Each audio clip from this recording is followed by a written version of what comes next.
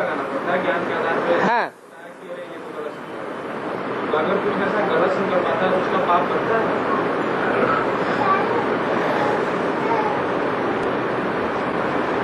Basic knowledge में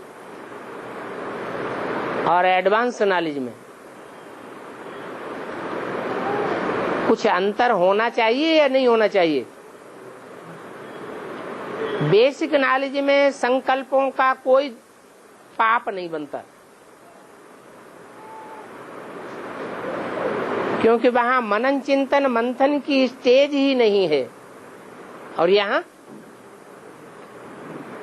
मनन चिंतन मंथन की स्टेज आ जाती है, बुद्धि बालिग बन जाती है।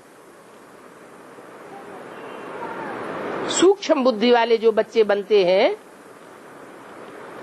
आत्मिक स्थिति में जो टिकने वाले बनते हैं, अर्थात जिनकी आत्मा की सुई की कट उतरती है, वो ही एडवांस में आते हैं।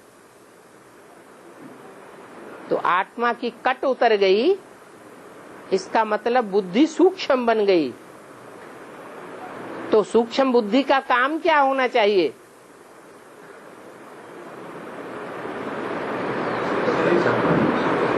विकल्प क्या है और सुख संकल्प क्या है, उसका भेद पता होना चाहिए कि नहीं? तो यहाँ तो एडवांस वालों को अपनी अपनी आत्मा का वाइब्रेशन बनाना है, वायुमंडल बनाना है। हर व्यक्ति का अपना अपना वायुमंडल होता है। गंदे गंदे संकल्प आते रहेंगे तो वायुमंडल नरक का बन गया, और गंदे संकल्प आना बंद हो गया, कंट्रोल कर लिया, श्रेष्ठ ही श्रेष्ठ ज्ञान युक्त संकल्प आ रहे हैं।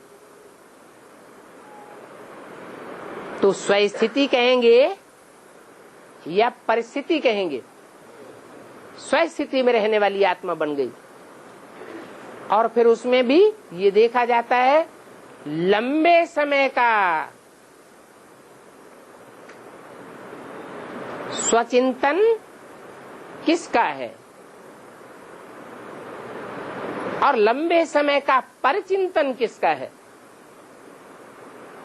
अगर एडवांस में आने के बावजूद भी कोई खुला छोड़ दे और लंबे समय तक परचिंतन ही परचिंतन करता रहे, नेगेटिव संकल्प ही करता रहे, तो दंड का भागी बनना चाहिए कि नहीं बनना चाहिए?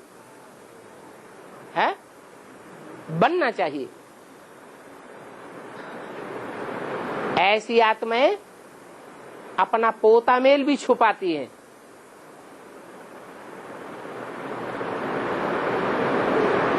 जिसके कारण पाप की गति तीव्र होती रहती है। जैसे कोई कर्जदार के ऊपर ब्याज चढ़ता रहता है, चक्रवृद्धि ब्याज, ऐसे पाप का बोझा चढ़ता रहता है।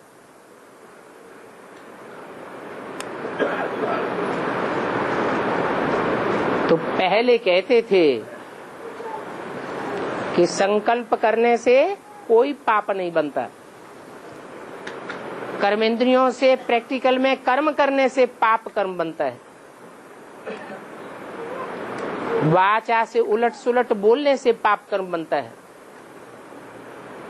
लेकिन अभी एडवांस में ऐसा नहीं है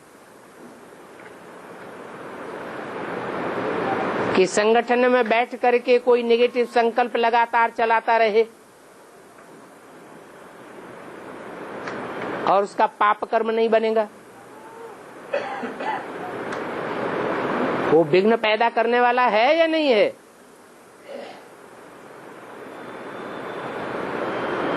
विघ्न विनाशक नहीं कहेंगे। हाँ,